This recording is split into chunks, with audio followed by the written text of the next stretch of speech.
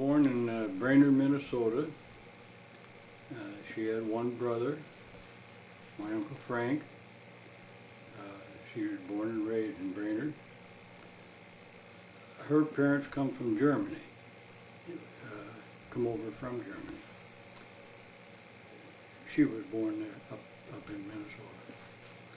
Dad was born in Strawberry Point, Iowa. It's up west of Dubuque, up in the northeast corner of the state. He had three sisters. Two of them were old maid school teachers in Des Moines. They were never married. And the other one was Nell Smith. Lived in Mount Vernon. She was married. One of her daughters married the Beacon family, into the Beacon family. I didn't know her. I knew the three sisters, the three aunts. And that's just about the end of what I know of his family, his life. I don't know much about their childhood. The two of them got together in Minneapolis. They were both nurses and they worked in an insane asylum. In those days they had insane asylums, you know, for people that couldn't handle themselves. Today it's a nursing home, and they had no medication to sedate them and stuff like that, so they had to manhandle them physically when they got out of control. Today they don't call them insane. Today they're Alzheimer's. It's about the same thing. Male nurses to handle the men that were pretty strong. But that's where they met. They married there, and they left there right away. And Mother's brother, Frank, in Brainerd, and his wife and Dad and Mother went up to about close to the mouth of the Mississippi and homesteaded. They each homesteaded a little plot of ground of their own. It was a 2-day walk to go to town for supplies, and once a month the two men would go to town one day and come back the next and carry a month's supply. I suppose it didn't amount to do much, probably shells. They probably killed all their meat and all that kind of stuff. Probably all they had was flour and beans and stuff like that. I never knew any of this stuff. They both built log cabins on these homesteads, and that's where they lived. And they worked those homesteads out till they become theirs. I wish Dad had kept it, but they sold it. They stayed there until Mother got pregnant with my oldest sister, Ruth. And of course they didn't want to have that up in the woods up there, that far away from civilization, so that's when they broke up camp and come down. And Ruth was born, I think, in Minneapolis, but I'm not too sure of that. Then Ralph was born in Faribault, you know, that's 75 miles south of Minneapolis, something like that. That's where Ralph was born. And then Dad went to Mason City. He was working for a lumber company. I was born in Mason City. We left there before I was a year old, so I know nothing about Mason City, can't tell you anything. This lumber company put him out in Dike, Iowa, a little town about the size of Thompson, 450, something like that, managing a lumber yard. There was 2 lumber yards in the town. I went to grade school there, went up through, I was a freshman in high school when the other lumber company bought Dad's yard out and combined them, and of course they kept him as manager instead of Dad. So Dad was out. That's when he come to Fulton and got a job. Do you remember anything about the house you lived in Dike? Oh, we lived in two houses that I know of. What do you mean? What about them? Oh, you had chickens right in town. We kept chickens all the time, had our own eggs, and there was nothing wrong with that then. When are we talking about here? About the 19... This would be I was born in 1912, August 28th, 1912. So you had, we were back in the 1800s when they homesteaded and stuff like that. And they come to Mason City, I don't know when. Well, they left Mason City when I was a year old, so they left in 1912. Did your parents have a car, or No, there was no cars then. They got their car after they got the dike. You see, they got the dike in 1913. Everywhere you went on trains or walked. Well, the horses, if you had a horse, but they had no horses. 1913, there were no cars around. Not for the ordinary man. There may have been an occasional one. But in the early 20s, they got a Model T Ford. Around 1920, that's when Model T started coming out for the normal person to buy. I suppose that was a big event for the family. Oh, Lord, we'd go 15, 20 miles to go fishing. You'd always expect to have 2 flat tires. You had spares with you all the time, and patching equipment, because you just couldn't make a trip without having flats. Everything was mud roads. If the weather it was too muddy, you didn't go because you'd sink into your axles. But that's the way they traveled then. It was a touring car, wide open. We had curtains we could put on if it rained.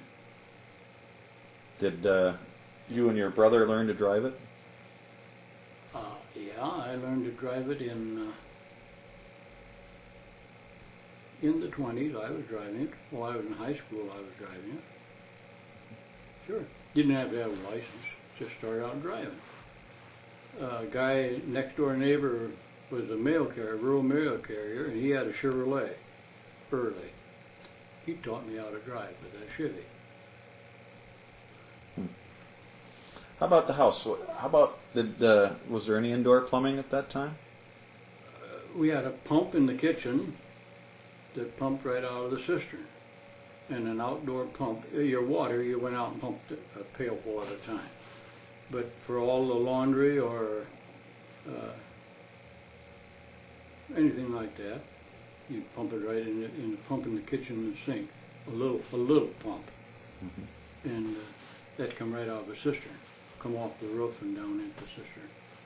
It was all coal fired, coal or wood. What else do you remember about school? Anything like that? Did you go right in Dyke? Had a good school in Dyke, yeah, right in town. It was a consolidated school.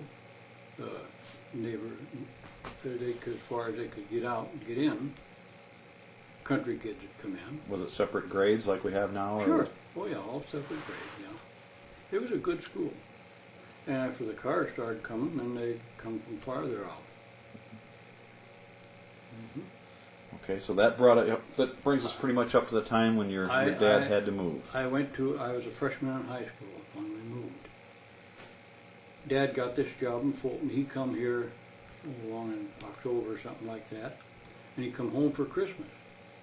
And he stayed over Christmas, and the night before he was going to go back, he was going back on a Monday morning, he said to me, how'd you like to go with me? Sure, I was raring to go. So he and I come on the train, and they drove that touring car. The rest of them drove that touring car.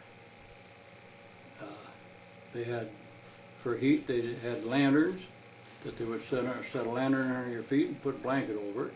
That's how you had heat in. And they drove that in January from Dyke, which is 22 miles southwest of Waterloo, Dyke is, to here. It was a heck of a trip for them. Well, they must not have been able to bring much furniture or things. Oh, that was all shipped. Oh, I see. Furniture was all shipped by rail. We went by train, see, Dad and I. And we lived in the Martin Hotel down here until they come. I was living high, wide, and handsome, living in a hotel there. But that's just the way it was. And we moved in the house down by Joyce Lumber Company that used to be down there, you know. That Joyce owned that house. It was the manager's house. So from then I graduated here in 29. We come here in 26. I was halfway through my freshman year, and I graduated in 29. I was 16 years old then. Did you have any outside interests in high school? Did you do any sports or anything like that? I did no sports. When I was in grade school, out in Dyke, junior high, when I was in junior high, 7th and 8th, I was a cheerleader, one of the cheerleaders for the high school. And when I come here, they put me on as a cheerleader here. I was a cheerleader all through high school here. We had a group of us. That's all I did in high school. I didn't. I was the smallest kid in high school all the time. Smallest kid in school wherever I was. And so I couldn't play basketball, baseball, anything like that. The only thing I excelled at was ping pong. Well, this has been about the Depression years, wasn't it? I graduated from high school in '29, in June, of course, 1st of June. And I had been working all through high school. I worked for Bill Considine. That's where Ammon's place is down here. You know where Ammon's Cafe was, on Main Avenue. Yeah. Bill Considine had that. I worked there all during high school, part-time. And in the summertime, full-time, of course. And then in September 29th, that's when the crash came. I quit Considine's the 1st of September and went to work in the Patent Alley. And the crash came on the 29th of September of '29. And by the time the Patent Alley got the Christmas rush shipped out, I was laid off. I was all done. No more business. Business went to pieces. So I fiddled around. I worked in a lot of oil stations around. I worked in a standard, well, where the fire department is now was a Standard Oil station. I worked there for a while. Down where Jimmy Jones' station was, you know. That was Campico Oil Company. I worked for them for a while. Odd jobs like that. And in '33, I joined the CCC, the Civilian Conservation Corps. That's a government-run thing for depressions, take care of people who are unemployed. I joined that, went up in the Upper Peninsula of Michigan. It was a 6-month deal, I believe, and then or a year maybe. And I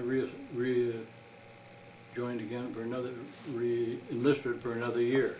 I stayed up for 2 years up in the Upper Peninsula of Michigan, building fire roads through the virgin forest up there. Snow was up over your head, deep. And that was about 34 or 5. I come back down here and I bought the Shell Oil Station. It was a little station right there. Little building. Well, you know where Jimmy's big building was down, Jimmy's station? Right in back of that, across the alley, was a little building that the bridge down here, the bridge had buses going back and forth across the bridge. And by that time they had taken the buses off, and I bought that and put 2 pumps. You had the pumps right out in the curb, see. And I had that station. I run that for 2 or 3 years. So, No, that's new information to me. I never knew you owned a gas station. yeah, I made good money there. Spent good money too. Should have saved a lot of it, but I didn't. Were you living at home at this time? Yeah, so? I was living at home then all the time. And in about, I think it was 37, I pedaled the gas station, and I went over to Jimmy's station one afternoon about 4 o'clock. All the stock trucks were going to Chicago. See, the big stockyards in Chicago at that time, they were stockyards stock trucks went through here, one right after the other. That was Highway 30. It come over the North Bridge and right around Jimmy's station there. I went down there and I hopped a truck and went to Chicago. My brother Ralph was in there. He lived in an apartment with 2 or 3 fellas. I went in and started looking for work in there. I spent a week, couldn't find it anywhere. And a kid that I used to bum around with in Fulton had moved to Chicago, the Farleys, Bill Farley. And Bill come over the night before I was to come home. And He said, can't you find anything anywhere? No. He says, did you go down to Walgreens? No. Why, he says, you were a soda jerk all through high school. He says, why don't you go down to Walgreens? You can get to work there. Well, I'm gonna back you up a little bit here, and I can rearrange this stuff when the time comes.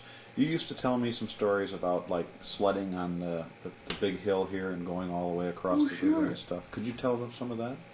Oh yeah.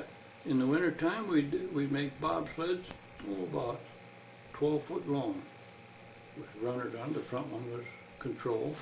You'd get 8 or 10 fellas on it, and gals too. And we start at the top of the 10th Avenue Hill, and you'd have one guy would stand on each street all the way down the drag, all the way out to the river. And when you were coming down, they'd stop traffic stop for you. And you'd go down there and go out down the bank and out halfway across the river. And then turn around and walk back up, pull her up. And then you'd stop off at the streets and those guys would go on up.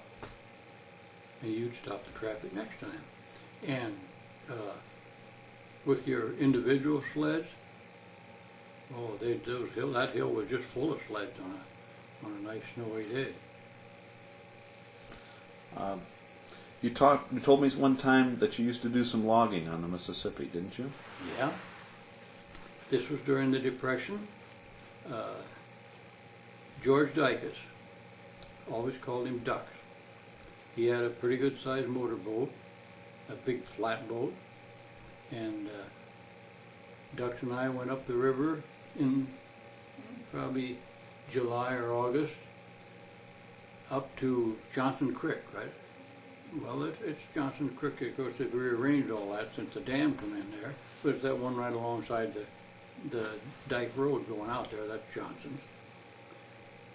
And we went in the woods and we put up a tent.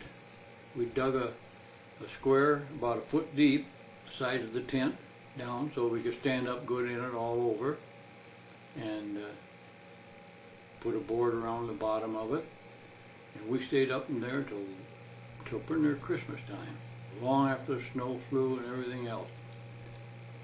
We'd get up in the morning and go out. We'd throw we had a big rope we put across the mouth of Johnson Creek, and we'd run logs down there and tie them on this rope, and then no logs could get out, see. So all week we'd cut logs and throw them out there, and on Saturday we'd build a raft, bring it down here on the island just off the Patanowity there, and he had a saw. We saw that up into cordwood. We sold it for $3 a cord, and we'd deliver that Saturday, go and buy a bunch of groceries and stuff, and head back up to the tent for another week's cutting. We did that during the Depression years. My dad's basement down there was lined with logs pretty near up to the ceiling, with cut wood, not logs, cut wood for the furnace. We'd burn that in the furnace then. And it was just full of wood every fall. Not every fall, we did that just 1 or 2 fall years. What else? How did your family fare during the Depression? Did the lumberyard stay open? We were in good shape. Dad was managing that lumberyard. He didn't get big wages, but if you had a wage at all, you lived great. So we were very fortunate. We didn't know that there was a depression. What was family life back then? What did you do at night? Play cards at home. There was a card game at our house every night. 500, pitch, hearts. Dad would always make us play hearts, and he'd stick us with that queen, and sometimes we balled. And but there was always a card game. The oldest kids were always playing, and the youngest ones were always hoping that they'd have to go somewhere or something so they could move up and move in. And that's the way it went. Every night was a card game around the dining room table. How did your mother and father get their nicknames? How'd they what? Get their nicknames. Well, Dad had no middle name. His name was Barnum J. Peck, and everybody and his brother called him B.J. That's all he was known by, is B.J. Mother, of course, didn't have a nickname. Well, wasn't Grandpa called Ba? Well, who started that? I don't know. Yeah, they called him Bob. That would be Ruth's kids started that. Ralph Blodgett called him Bob. But everybody else called him B.J. That's all he was known by. Okay. He didn't like Barnum. If you ask him his name, he said B.J. He didn't like the name of Barnum, and he had no middle name, so he just said B.J. Okay, well now that gets us back to Chicago. I'm sorry I took you back there, but there are a couple stories I wanted to hear again. Went to Chicago, and so Bill said go down to Cottage Grove, 40th and Cottage Grove, and asked them for a job. And I went down there and went to work for Walgreens in the soda department, fountain department. Now, where was this? This sounds like it's out a bit from downtown. Well, it's 4000 south, right straight south of the loop. Okay. Cottage Grove is right straight south of the loop, down at 40th Street. That's Blacker and the Ace of Spades. You wouldn't go down there now. I suppose they moved their offices out of there a long time ago, very probably. Okay, that was Walgreens' head office. That was the head office. I see. That Charlie, old Charlie, the old man, had an office there. And old Charlie's office was always open. Any employee could walk in his office anytime they wanted to and talk to him. You didn't have to ask anybody. You'd walk in and talk to Charlie Walgreens. Yes. And so I went to work as a soda fountain. Well, of course, you started out as what they call a second man. You'd work the noon rush, 2-3 hours, and then at night, when the fountain manager went home, you'd be in charge of the night crew. It would be all girls. And I worked several different places. Whenever I moved out of the apartment up on the north side when I went to work for them, and I always moved to an apartment right close to where I was working. I was out in Cicero. I was about the first one, 22nd and 22nd Avenue South is Cicero, anyway. And 6000, I forget what it is. Austin Boulevard, 22nd and Austin. That was my first steady store. And from there I went up to Madison and Austin. And there was a little gal there that I kind of liked. She worked with me at night, see? That was Rose. That was your mother. That's where we met, was at that store. We never dated while we were at that store, while we worked together in that store. After about 6 months or so, they transferred up to Division in Austin, which would be about 12 blocks north of there. And the first night that she was up there, she called me. She'd like to see me. So I made a date for the next Saturday afternoon. And I picked her up and we went to the Chicago Stadium and saw Ringling Brothers and Barnum and Bailey Circus. That was the first date that we had, was go to that. And let's see, then that was in 37 or 8, 37 yet, I guess. And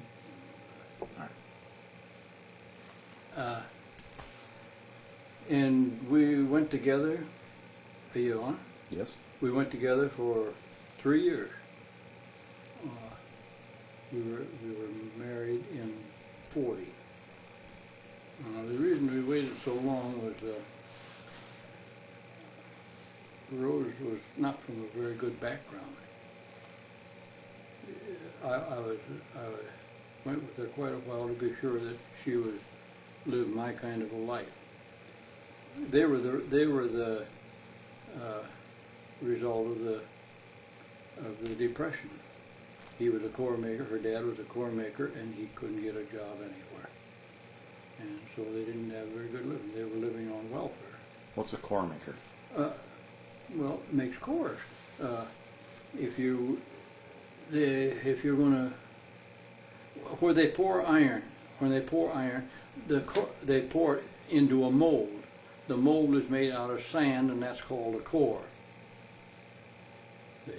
Okay. They'll make that core out of sand, and then they pour hot iron into it, and it forms a block of an engine. They have a regular mold like that engine that makes that engine, the block. Okay. Heavy iron. And I wanted to be sure that she was my kind of gal, and she was.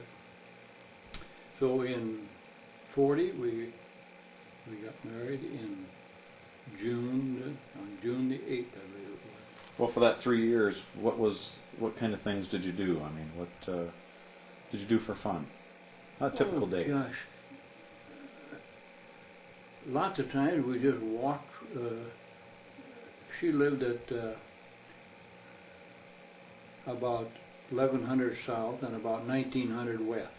That'll give you a good idea of where she lived. And we'd walk from there down to the lakefront, the park, down to the fountain at night.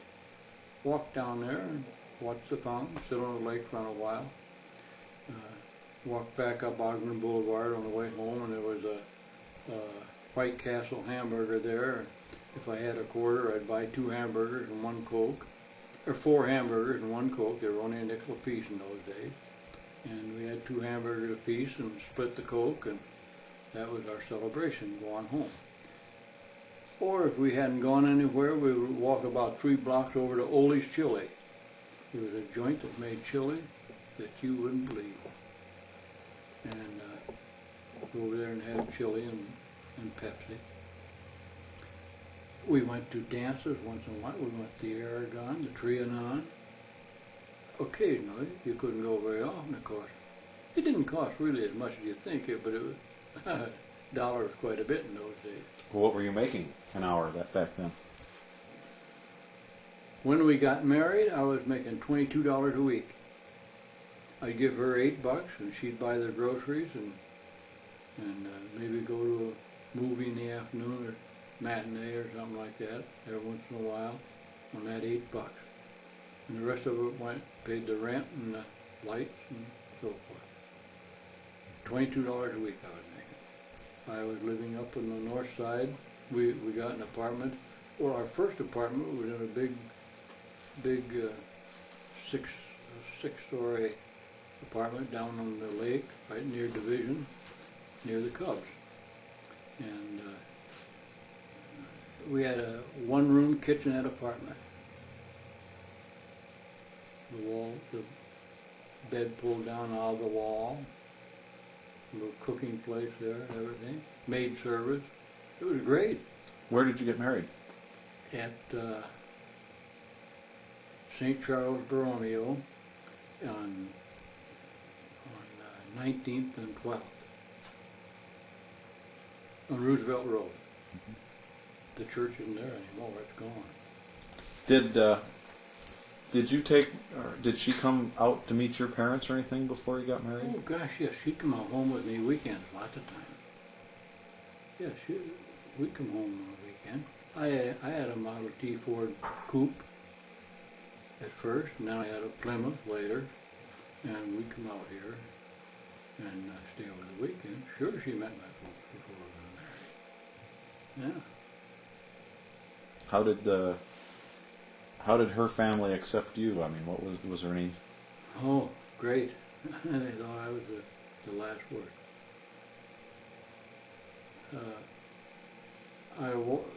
Her mother weighed about 250 pounds, and that first day, that date in the afternoon, I walked up the steps and knocked on the door. She comes to the door, and I said, "Is Rosie here?" She said, "Rosie who?" Took me by surprise. She said, and I said, "Well, your daughter." She said, "You mean Rosemary?" That's what they call it. They didn't call her Rosie. I always called her Rosie in the fountain at work. And That's the way I started out. Rosie who? Oh yeah, they'd get in that. The day we become engaged, I gave her the ring. Her dad and mother got in the back seat. I had a rumble seat. Now, how her mother got up in there, I don't know. In this car, this Model T coupe, and we went out on the west side, went through Oak Park, and I thought we were going to get arrested. Dad, of course, had his half-gallon of beer. He always had his beer at night, and he'd take Oak Park as dry as a bone. Always were, still is. He'd take that bottle of beer out and drink it in that rumble seat. But we had a good time, a lot of time. Another time, his dad and I went to a White Sox ball game one night, and he always drank beer. I had a half pint of alcohol in my pocket, and I'd buy Coke and drink that. By the time the game was over, we didn't either one of us know what they were playing, football or baseball. And we walked down on Kedzie, Halstead and Madison, which is the worst district in Chicago. And we went into a big long bar there, and we had 2 beers, and they come in a nice big fishbowl. Beautiful. Gosh, I said, I wish I had one of these fish bowls at home. And pretty soon I had to go to the bathroom, and when I come out, there was Dad just going out the door. Well, I took right out with him. And we got outside, and he says, "You wanted a fish bowl, didn't you?" He had one under his coat. Well, I thought we didn't get shot or thrown in the river or something. But she had that for a long, long time, that fish bowl. Yeah, we got along very good. Mm-hmm. And how about your family with her? Fine.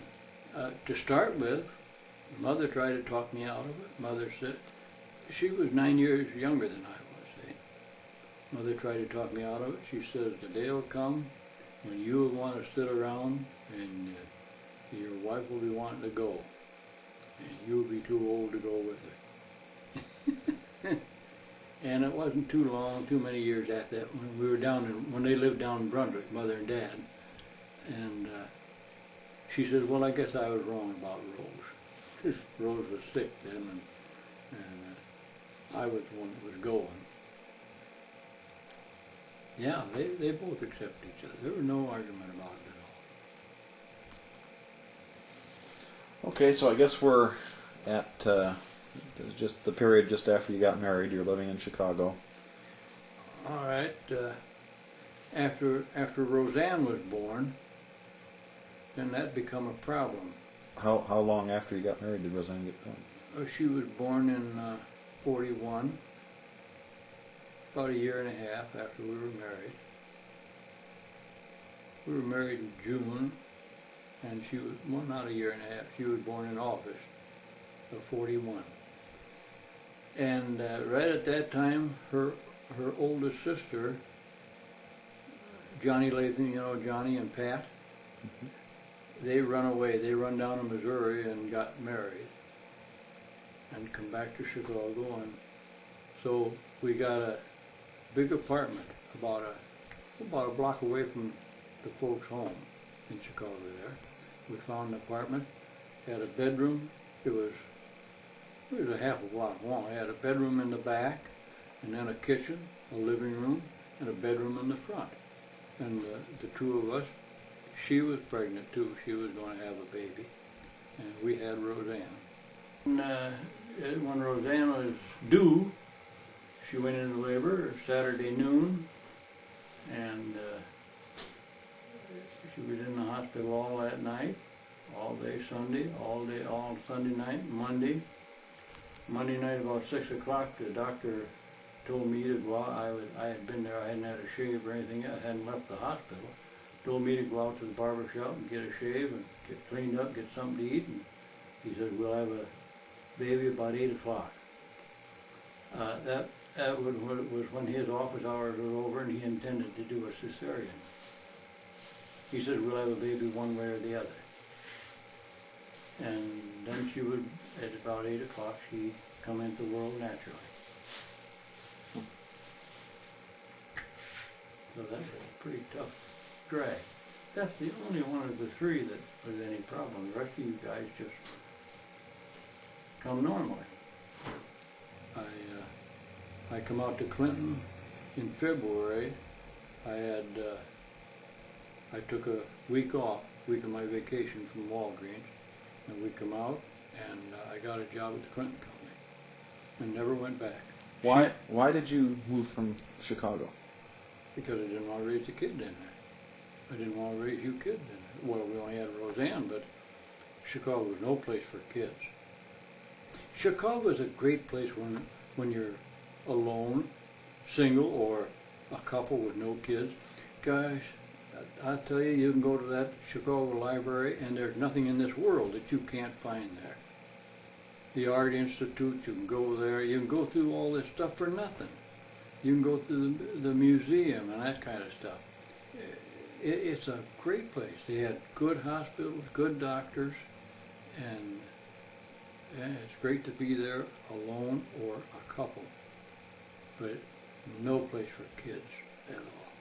Even back in those days it wasn't. And there was no way we were going to raise her out in Chicago. I come out here purposely. I took the vacation in February to come out here to get a job.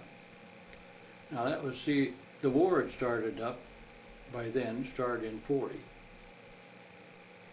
39 or 40, I'm not sure which. But anyway, things were picking up. You could get work again. So I got a job at the Clinton Company, and we moved out. Oh, you know that tavern that when you go off the bridge, the North Bridge tavern right over there? Mm-hmm. That used to be Sino's store, Sino's Market. His head store. He had 5 or 6 stores. That was number 1. There was 2 nice apartments upstairs. We got an apartment right above that thing, and that's where we lived. I worked at the Clinton Company for about 3 months, and then they went out on strike. And when they did, I said, "This is not for me.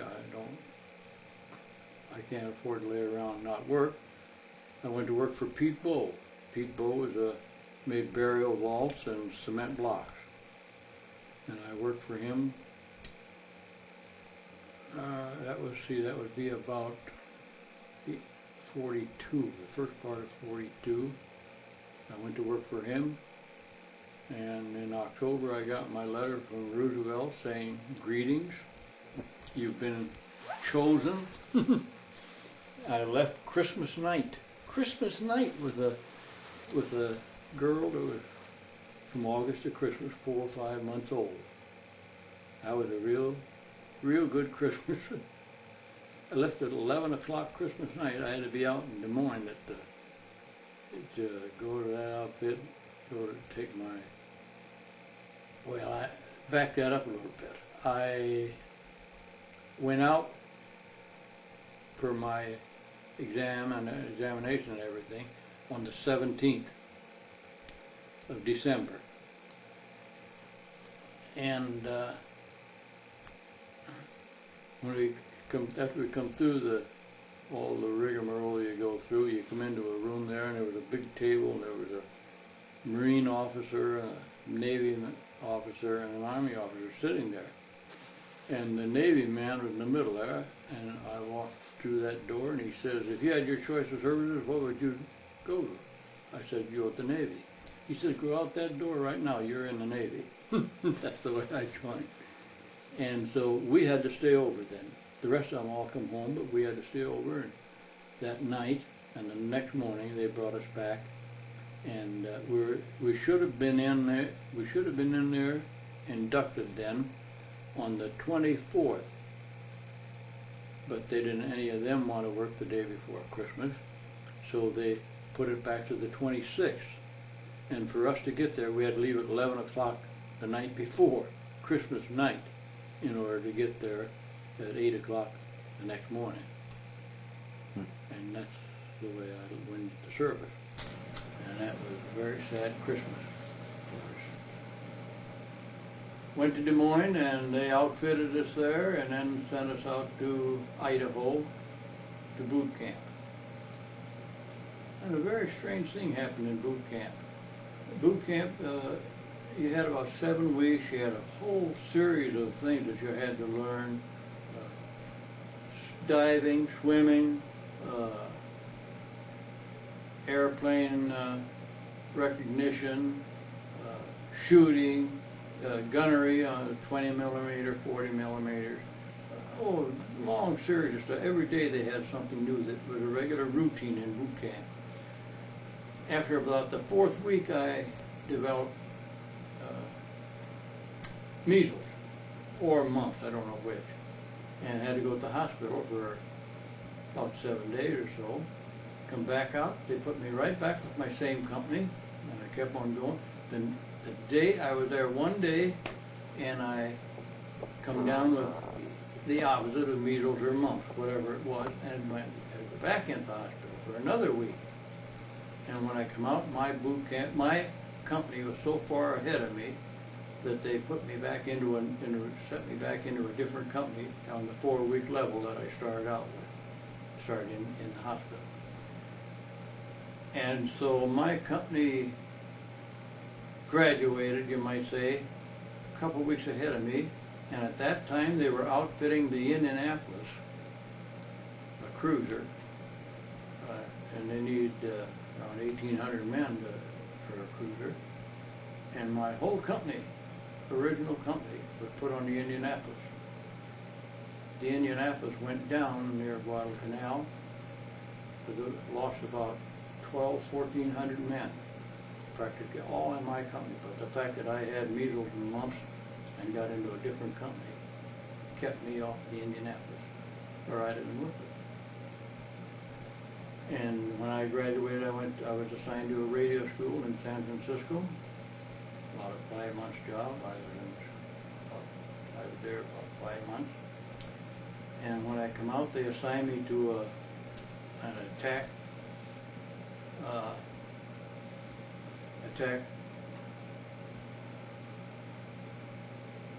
It was the USS Yancey.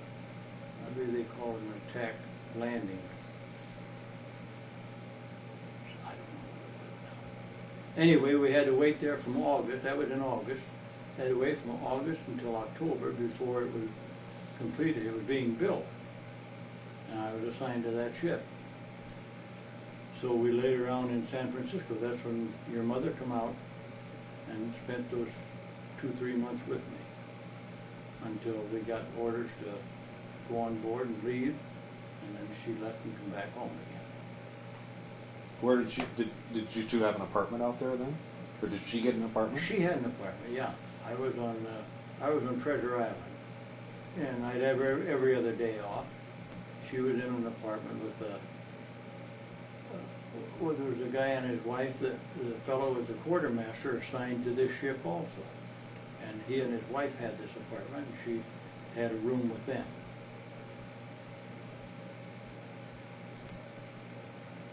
And when they said we were to board and go out, why, she left. We boarded on 10/11/44 at Oakland is when we got on board ship. And that day we commissioned it. It was quite a doing to commission the ship.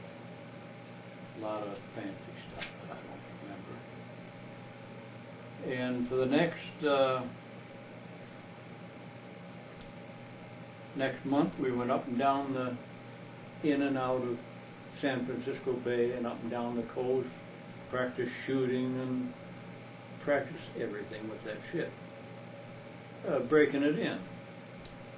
And on January 25th, 45, we left the San Francisco Bay for Pearl Harbor, headed for Hawaii, headed out. And we arrived at Pearl Harbor on the 2nd of December, and oh boy, it was a mess. All these ships were sitting on the bottom, these cruisers that the Japs had sunk, you know, they were sitting all over everywhere. It was sad looking. And we stayed in Pearl from then until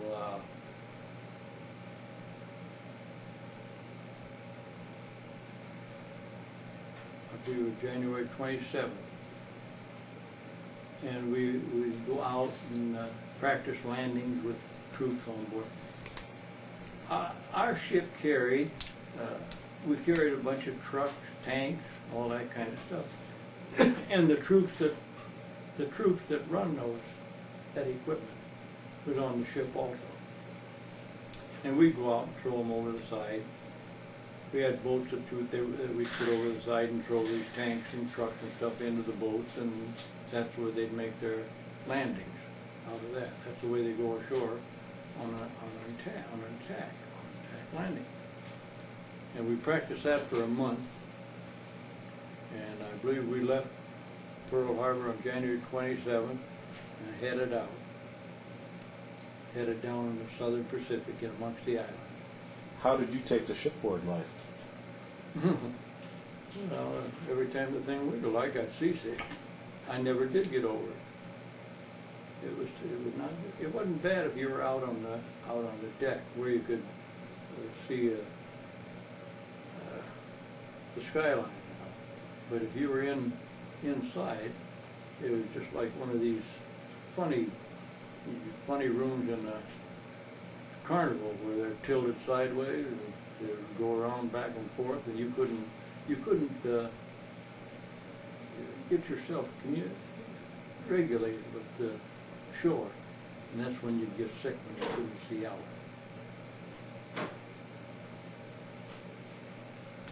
February 1st, we passed the international date line, so that you jump right from one day to the next. There was no February 1st as far as we were concerned. We went right into from January 31st to February 2nd, passing the date line. There were lots of sub-reports every night. Tokyo Rose told all about our convoy. There were 16 ships in the convoy, and one night Tokyo Rose told all about the ships, where we were headed for and everything else. She knew. We got in Saipan on the 11th of February. Saipan was a small island out there, had a big airport on it, and all day and all night these big B-29s would be going out and coming back. They were bombing out Japan and the islands out there, especially Iwo Jima. They were, at that particular time, they were bombing Iwo Jima pretty hard. And on the 19th of February, our group,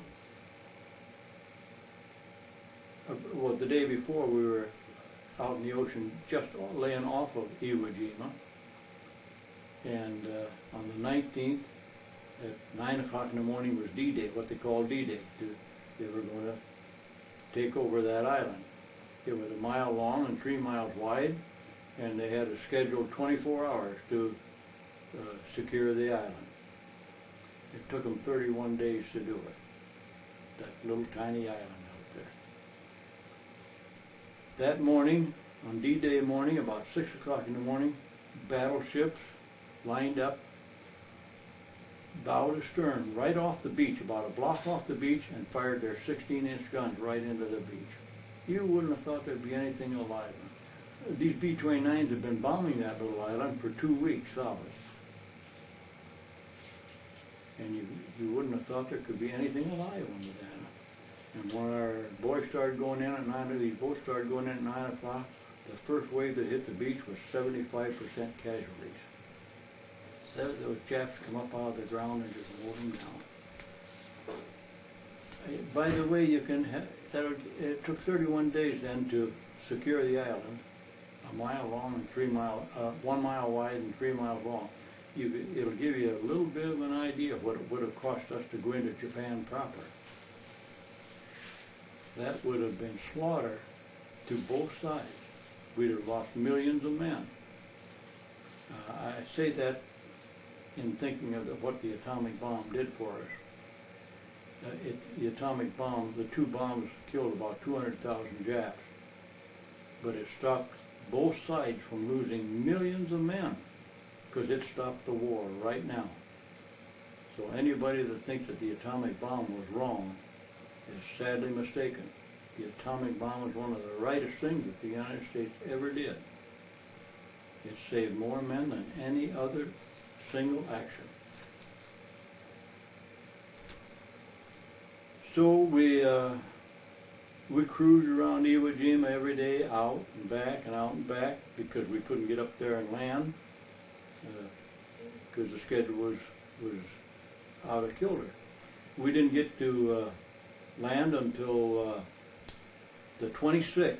We got in there on the 19th. D-Day was 19th. The 26th was before we could start unloading our equipment on putting it ashore. It took that long before they got that far.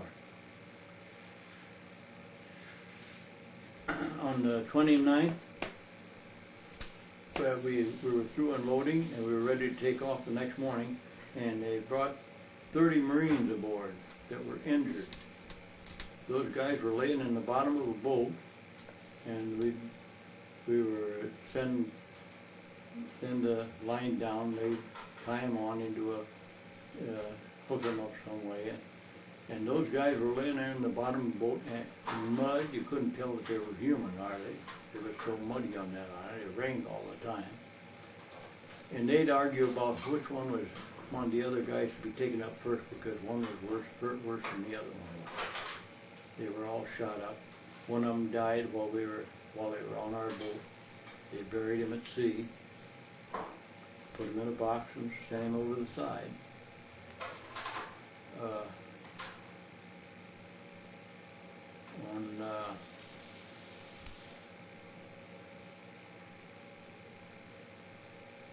On the 23rd, we were unloading, and we were right right off the shore there when the Marines raised that flag on Mount Suribachi. We all saw that go up. That famous picture, you know, about that. Well, we saw them do that. It was just short ways from us. So after we left Iwo Jima, we went back to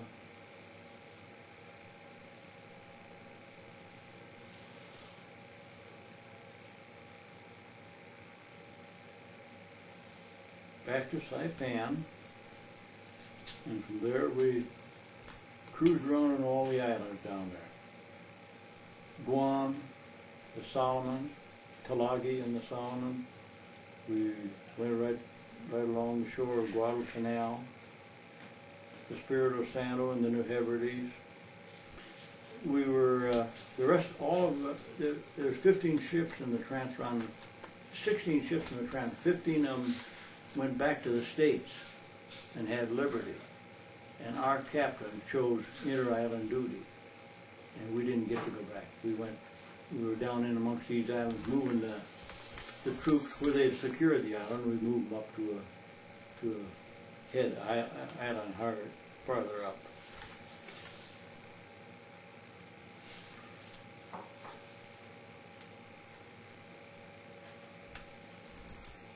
We just went from one island to another all the time. In the Carolinas, Ulithi and the Carolina Island. We were at Ryukyu's Island.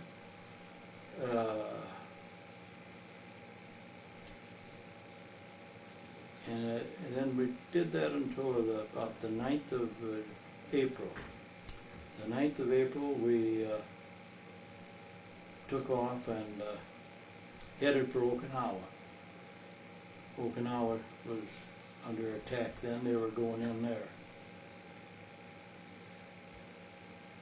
When we got to Okinawa, there was no port there. It was white, same as Iwo Jima. Neither one of them had a bay or anything. You were right out in the ocean. You just moved up to the shore. And they had a string of battleships, destroyers, destroyer escort, carriers, a big string of them right around from shore to shore, out, made a regular half circle out into the ocean. And that was the port. That inside of that was just loaded with ships. You just can't imagine how many ships were in there. And at night, they'd have a GQ, they call it GQ, and everything was blacked out. You couldn't have any light, you know. One particular night, they called GQ, and all of a sudden, all the searchlights come on the fighting ships out around the circle, and they were headed up the air in one spot, and there was a Japanese plane up there, flying around. They had them all right on him. He was so high that he looked like a little toy. You just couldn't imagine couldn't tell what he was. And he circled around there, and then he'd go off in the distance, and the lights would all go out. We'd go back to normal. About half hour later, all the searchlights would come on again. There he'd be up there again. That guy cost the United States millions and millions. Every ship, all the fighting ships, and all the ships inside, we had a 5-inch gun on our ship and a bunch of 40s, 40 millimeter, a bunch of 20 millimeter. Everybody'd open up with everything they had. It was like a 4th of July celebration. All these shells going up in the air towards that one plane, and he was so high that none of us could reach him. And that went on half the night. He'd go out of the way, and then he'd come back. And those searchlights, when they come on, they'd all be right on him. I suppose they were controlled by radio and radar. They'd all be right on there. Just a minute. 5th of April, we were unloading, and that's the day we got the news of President Roosevelt dying.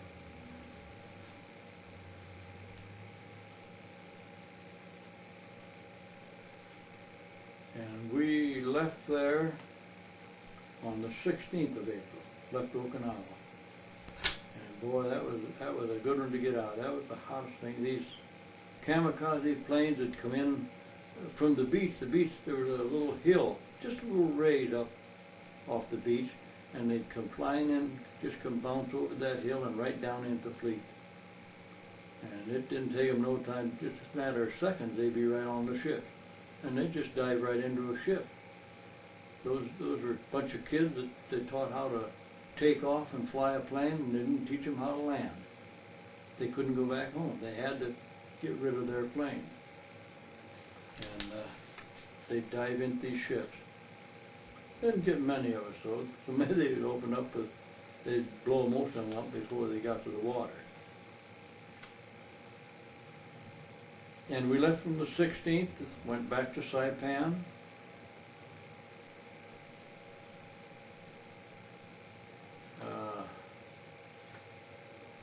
And from there we went to Guam. And at Guam, we on one of our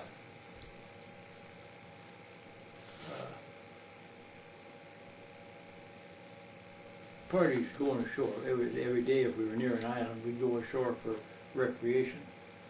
There was a Jap destroyer sitting there. And that baby was just all blown. He was sitting on the ground, and it was all blown to pieces. We went aboard that and went all through it, all over it. Admiralty Islands, New Guinea, the Treasure Islands, and the Solomons. And there we went on. We walked 6 miles back into the jungle to a village. We had a guide with us. There was just a little path through the jungle, and went back to this village, and it was something else. How those natives lived there.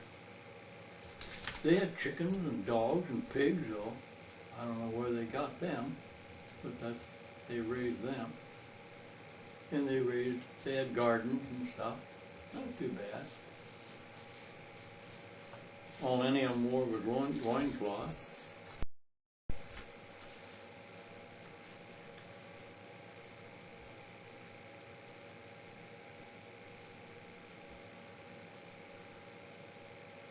Well, let's see. On the 20th, we went to New Guinea. 28th, we were at Guadalcanal again. And on the 12th of June, we were in Hollandia, and there was a rest camp back in the woods there. They'd put you on trucks and drive about 20 some miles back into the woods, and you'd stay there overnight. You have a 24-hour R&R, rest and relaxation. That's where I acquired such a bad feeling about the Red Cross. The Red Cross was selling us cigarettes there, and it was stamped right on the package, not for sale, free to the armed forces. But they sold them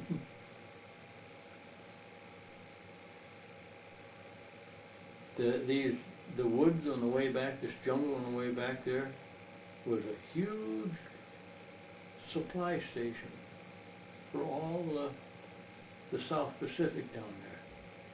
There'd just be mounds of tires, trucks lined up till you couldn't see the end of them, tanks lined up there, everything you could think of in there.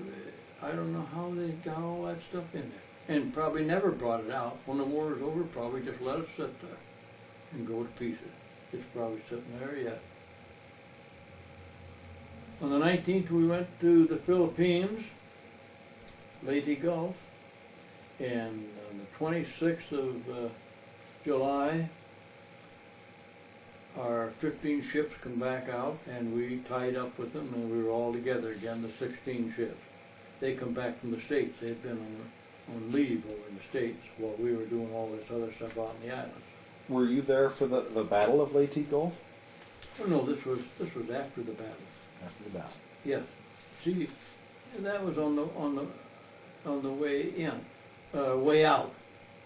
We hit them at Guadalcanal, we hit them at Guam, we hit them at Leyte. Not us. The United States did. Drove them off of Guam, off these islands, and then kept moving right on up, heading towards Japan, island by island, on the way into Japan. And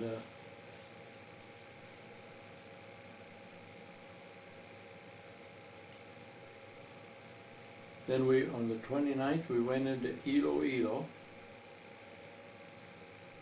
Oh, let's see, about, when was it that, yeah, on the 5th, yeah, we went into Iloilo in the Philippines and started going out. We'd go out for a week at a time, go out on Monday and come back in on Friday night and practice landing on an island, getting ready for the landing in Japan. And then on the 15th of August, we got news of the victory in Germany. So we all thought we were going to be heading home, but that wasn't the way it worked. 22nd, we went to Batangas on Luzon, pulled up to the dock and loaded up for our trip to Japan.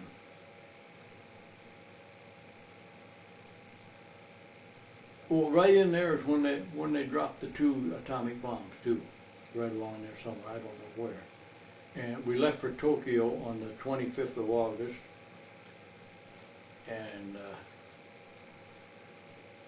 see, the signing was on the 2nd of September. And there was 42 ships in the Trans-Ron this time. It was a big one. On the 26th, we had to dodge a typhoon out there. On the 2nd of September, that's the day of the signing, we rode right into Tokyo Bay. That was a very scary deal going in there because you didn't know just what you were going to run into, you know. But when we got to the mouth of the bay, here, that bay is about 60 miles long. And right down the center of that bay, anchored, were battleships, cruisers, destroyers, airplane carriers of France, Britain, United States, all of the Allies had these things in there, and they were lined up right down the center of Tokyo Bay. It was really something to see. And all that, we went right by the Missouri. The Missouri was at near the head of that line, right inside the mouth of the bay. We steamed right by the Missouri about 11 o'clock in the morning, and those guys were all lined up on there in their whites and everything, so there was a big deal on the Missouri. That's where the signing was, on board the Missouri. And we went right up to the first dock in Tokyo Bay. There was the Dollar Line dock. We steamed right up to that baby and tied up. In Germany, we blew everything up in these. We blew docks and everything up over there. So before we come in, they had to build a dock. In Tokyo, in Japan, they bombed everything up to within about a block back off the harbor, the shore of the harbor, and they didn't touch any docks. They never blasted a dock. So it was all there for us to land on. We just pulled right up to it and landed. And when we pulled up the dock and landed, about a block in, great big sign on a building there. 3 cheers for the U.S. Navy and Army. And another one said, who was that guy? Who was that guy that was here? Somebody was here. It was Kilroy. Huh? Kilroy. Kilroy was here. Another one said Kilroy was here when we pulled up to the dock before they ever had the signing.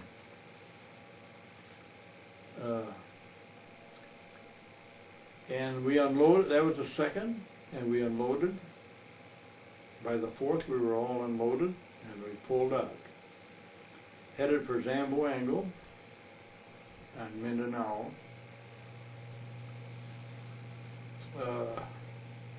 Thought we were going home.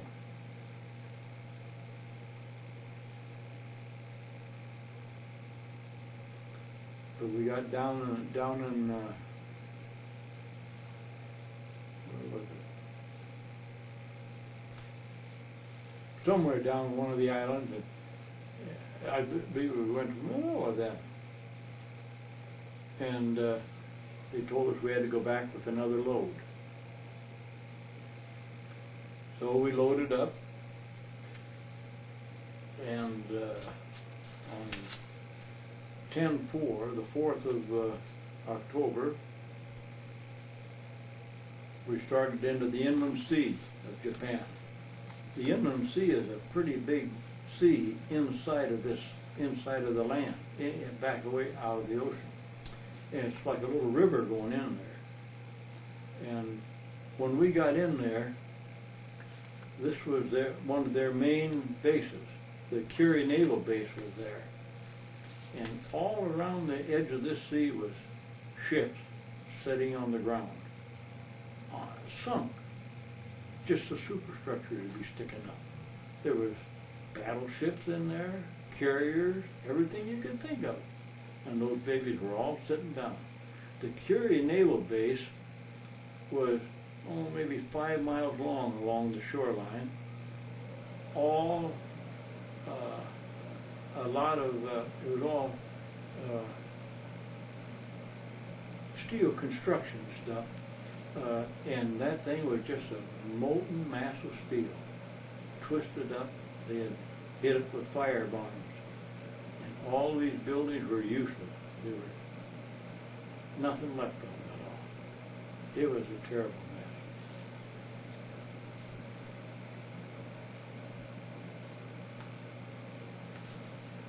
And on the inland sea, we unloaded on the inland sea, and on the 13th, we tied up at Hiroshima, just off of Hiroshima. And they give us recreation. We could go ashore there. And we walked about 3 or 4 miles into Hiroshima.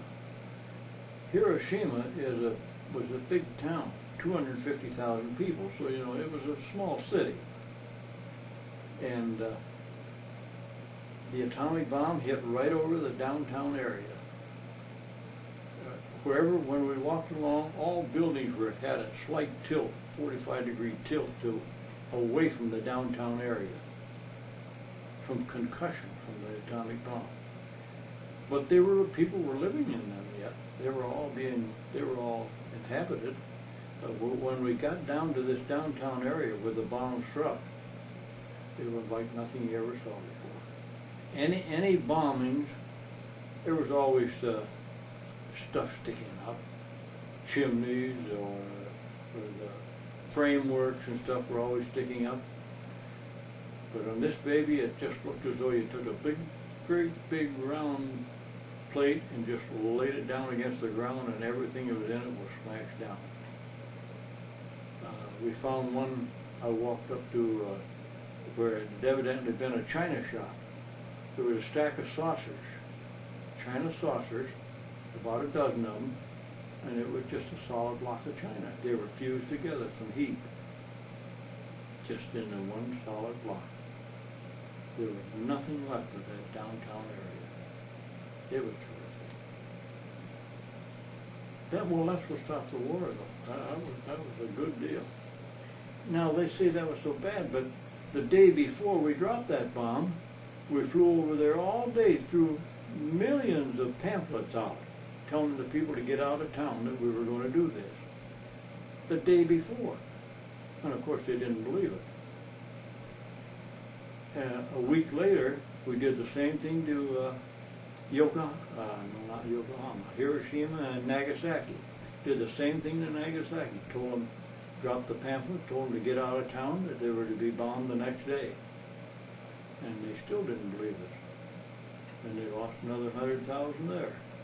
But the next day after that, they were all ready to quit. They didn't want no more of it. That's when they give up.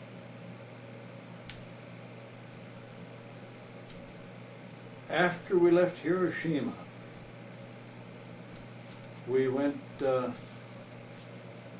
when we went out the inland sea, leaving Hiroshima, a Japanese carrier followed us all the way out.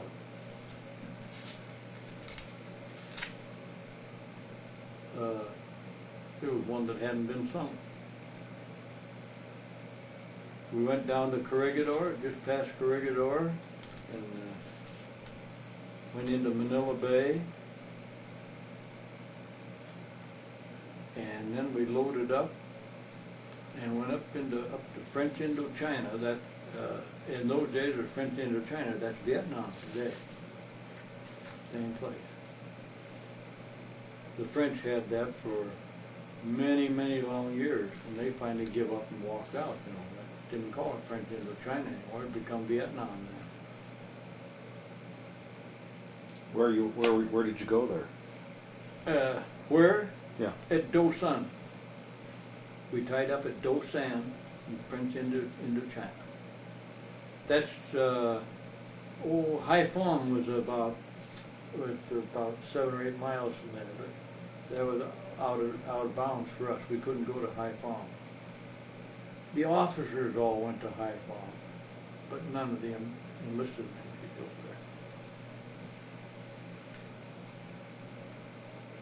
there. Do San, we had Liberty there. It was a beautiful place. At one time, that was a resort area for the French. There was gambling casinos there. Nothing in them anymore, but the floors were all inlaid. I don't know what you would call it. Beautiful figures in the floors and stuff. It was really a plush place at one time, but nothing now. When the French left, they took everything and left. And we picked up, finally there was a lot of talk about whether we could pick them up or not, but eventually we picked up a Chinese army there and took them up to Taiwan. the Chinese were taking over Taiwan at that time. When those guys come aboard, some of them died from cholera. We had to have cholera shots and everything before we even went in there. And we were quarantined away from them. They had the deck. They had the two decks, the forward deck, and we were not allowed to go out on the forward deck, and they weren't allowed to come back into our area. They had, I don't know how to tell it. When our cooks would cook up garbage cans, GI cans, full of rice, and they'd take them out and just set them across they had a barrier built across there, and they'd set them across that barrier, and then they'd take them from there and feed their troops. These guys, some of them didn't have shoes on. Now this is wintertime, it's cold there. And they'd be wrapped up in a piece of woolen goods of some kind keep their feet warm. Only about 1 out of 25 had a rifle, and that's the way they fought. The guy with the rifle was out in front, the 25 were behind him, and when he got shot down, why, the next guy grabbed the rifle and kept going. That's the way they operated. Didn't amount to anything. And we picked them up and took them to Taiwan and let them out there. And then it was just one long story. Every other week we were supposed to be getting out and getting off the ship and flying back to the States. And at the last minute they'd cancel it, and we'd go on to the next island. Ended up finally in Hawaii, in Pearl Harbor again. And there we were scheduled to go into San Francisco. But when we left Hawaii, we got orders to go down to Panama Canal, go through the canal, and that's what we did. We went through the Panama Canal. I'm glad we did. It's really something to see. That was a huge undertaking. I forget how high you go from ocean up across the high country there and back down to the other ocean. By a series of locks, that's the way they do it. From lock to lock you go. Just like out here, these same locks, but on a much bigger scale.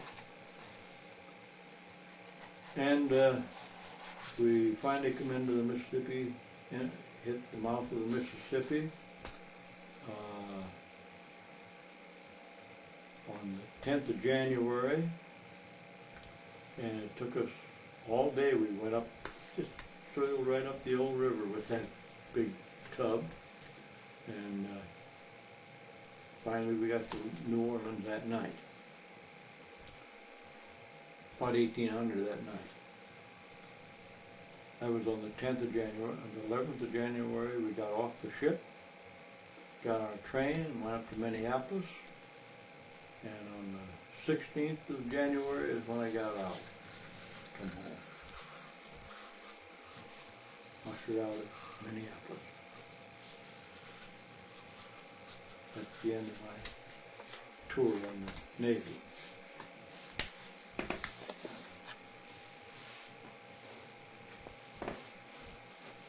So we come back to Clinton, moved in with my father-in-law, with Rose's dad and mother at North 2nd Street in Clinton.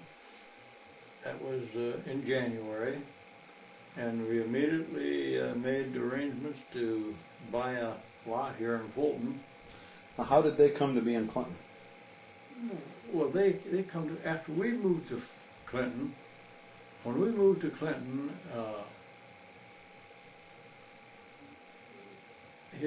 her dad come out and visited us once, and he went down to the Iron Machine Works and got a job. And then we went back and moved lock, stock, and barrel out here and bought this house on North 2nd Street. And the whole family moved out. Most of them. There was a few of them stayed there. Pat and Johnny stayed there. But the rest of them moved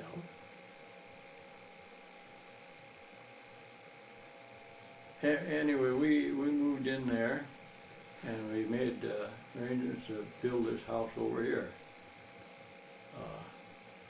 Barry Post built the house for us on 9th Street, 9th Avenue. And that was ready about the 1st of October, I believe it was. We moved in there of that same year. I got home in January, and I think Ray was born in October. It didn't take long. And what was I doing then? I had a dozen different jobs. I worked for Area Post for a while as a carpenter. I worked for about a year with Burton Wilson and Joe. Burton and Joe, my sister, they had that little, it was down that, I don't know what they call it then, now. Down where Bill Considine had the soda pump and tobacco, candy stuff. It's where Annie's was down here. You know where she was. Recently it was Ammon's Restaurant. Oh. That's the same place. But I worked there for Burton and Joe for about a year. And I don't know what, I was working, and then I got a job as a Gandy dancer on the Q Railroad. One summer I put in summer working there. We'd go out on the motor car in the morning and work all day and get back at night. And while I was there, along in towards August or September, it was getting towards the end of the summer. They didn't work all winter. I'd be out of a job. Interstate had an ad in the paper. Bill Gilmore had an ad in the paper, but he needed help. And I called Bill that night at home, and he wanted me to come the next day. I said, well, I'm working, Bill. I don't get off until 5 o'clock. Oh, I said, well, when are you there? And he said, I'm there till 5 o'clock. I said, well, I work until 5 o'clock on the railroad. I can't get off then. He said, if you promise me you'll come over there, I'll stay over and wait for you. Sure, I'll be there tomorrow night. And I went over, and Bill hired me, and I had to give the railroad a couple of weeks' notice. I wouldn't go right away without doing that. And that's the way I started Interstate, in the gas plant. What did you do there? In the gas plant? Shovel coal, pump the drifts. Pump the water out of the pipeline. About every 40 minutes, you dumped a half ton of coal in the furnace. And we had to shovel that half ton of coal. And in between times, pump the water out of the sumps, and they'd have a sump in the lines, and the water would run at the sump, and you had to keep that pumped out in order to keep the line open. There's probably half a dozen of those that you pump each time.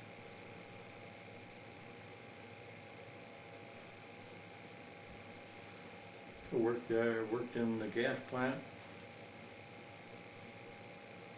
I don't know, maybe about a year.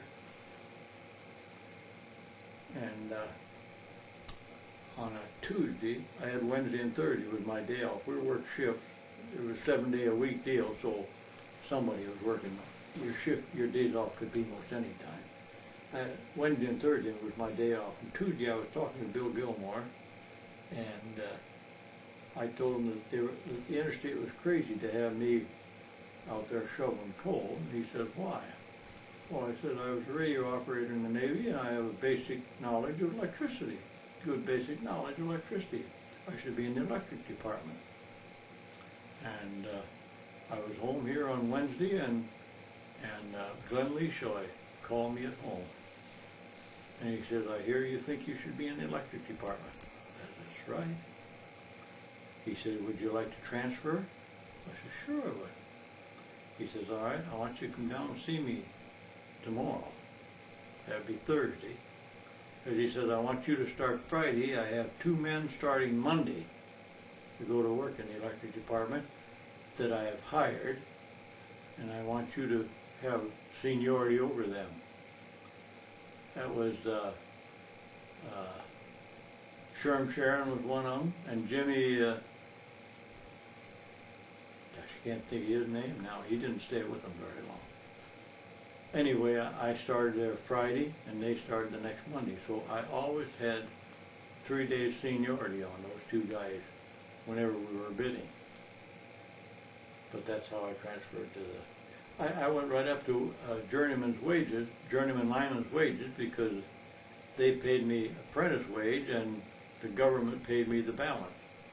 I went on the GI Bill for my Navy hitch. And on that apprenticeship, 4-year apprenticeship, and the government paid me journeyman wages all that time.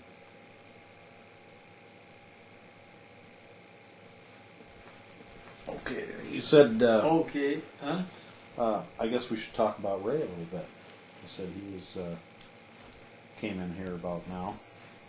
Yeah, he was born in October, and I think 46 that was, October 46.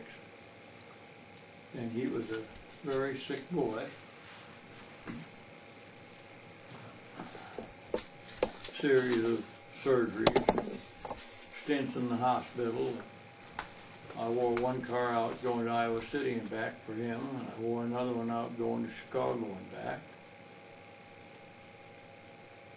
But anyway, because of the way the condition Ray was in, we didn't have any more children until, for 5 years. I think about 5 years later, you come along. Thought we were in pretty good shape then. Well, that was going to be a normal situation for Ray the rest of his life. But when he was 8 years old, Dr. Bruno asked us why we hadn't had him taken care of, and we said that they couldn't, because we had a letter from Mayo that said nothing could be done for him. And he says, I know a guy that can take care of him in Illinois Research in Chicago. And he called, made an appointment, set us in there, and Ray was in there for 1.5 years. But that's what straightened him up. He got all fixed up. I wore another car out and went back and forth to visit him in there. And I wore one car out going to Rochester and back, and Dubuque and back, visiting your mother. That's about it. Unless you got something. Well, what happened with Mom from the beginning? A lot of that's fuzzy to me. She had the flu, and I believe, and during the time she was about half sick with the flu, she went over and gave blood at the Red Cross. And Dr. Bruno always blamed her problem on the giving blood at the Red Cross. He said, I don't want to hear of you ever giving blood again. But that's what started that off. And she got pancreatitis. And it was just one battle after another for 25 years.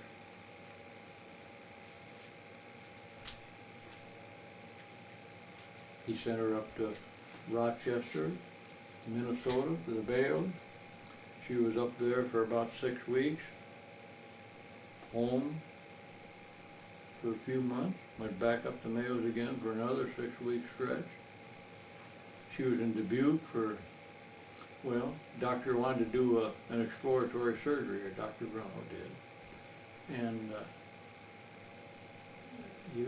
they wouldn't let him do it at the hospital there because they thought that maybe her illness was mental instead of physical. So he sent her to Dubuque to take electric shock treatment. And the Pekenbrock brothers are the ones that they were very famous for their electric shock treatment work in Dubuque. And she had one treatment, and they called me made an appointment for me to go into the office and talk to Dr. Pekenbrock, the older guy. I forget their first names. There was a fellow and his son. And I went in to see him, and he says, I know right now, after this one treatment, that her disease is not mental. It is physical. But he said, I would like to have you finish, I believe it was 10 treatments they wanted to give her. I would like to have her finish that series of treatments, because he said it won't hurt her any, it will do her good. And after that, I'd like to have her come up here and let me do a complete workup on her. Sure. Okay. So she went through the treatment there, and when she was through, she come home, and Dr. Bruno then did, when he got the report, did the surgery down here. We didn't go back there for treatment to him. It would have been no different. I don't think Mayo couldn't do it. She was, I don't know what, about that time they sent her out to Iowa City. She was out there. She was in Iowa City for about, for a week. I don't know how long it was. And they couldn't do anything for her. Nobody could do anything for her. Everybody said there was nothing you could do. You just lived with it. Then, the reason we moved to Clinton, because you kids were going to school over there. Roseanne was going to OLA, and you and Ray, Ray wanted to go to St. Pat's. That's the reason we moved to Clinton. Roseanne got sick in the afternoon one day. It was around 4 or 5 o'clock. Around 4 or 5 o'clock in the afternoon, and I don't know the circumstances of why we couldn't get Bruno, but we got a hold of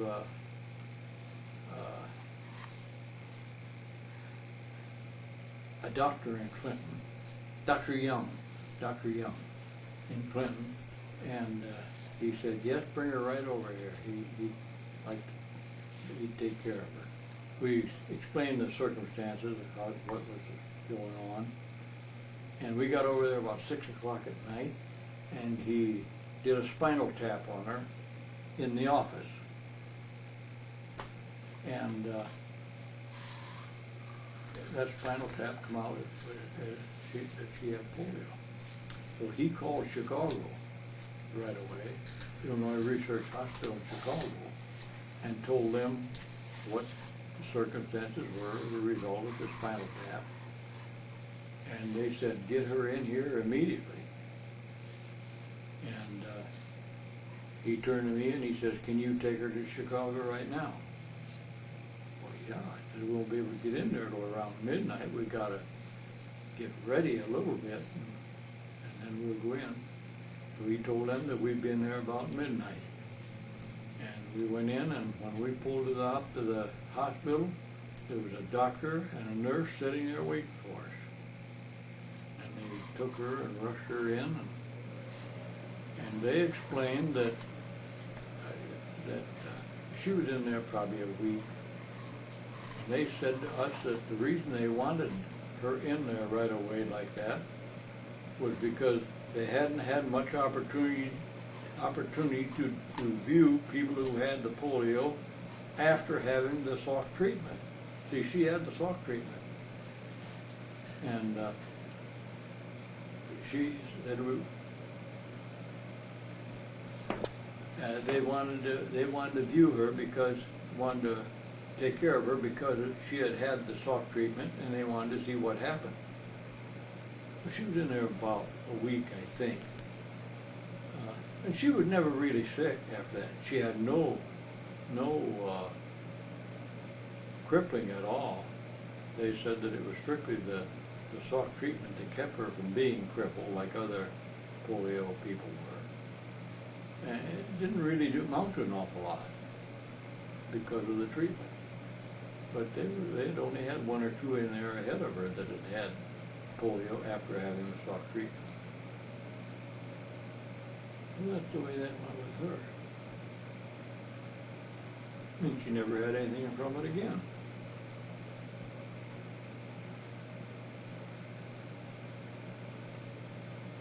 Okay, you want to go on with Mom's later years, and then bring us up till today. All right. Mother passed away in the night one night, very suddenly,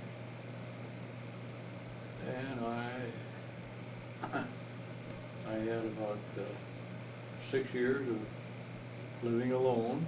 Would have been very bad if it hadn't been for you kids. But all you kids and all my grandchildren were right close, and they kept me busy. So yeah, I didn't mind it too much. Another thing, I could keep house because I had to do it with Mother for so long. I had learned how to cook pretty well under Mother, and so I could take care of myself pretty well. And then Roseanne set me up with a blind date with Berna for a Sunday night. Roseanne and Jim and Wilma and what's her husband's name? Bukema? Warren. Wilma and Warren, and Berna and I. And we went up to Buck's Barn for dinner, and that's how I met her. That was in September, first part of September. And we were married 17th of December in '87. Mother died in '81. We were married in '87.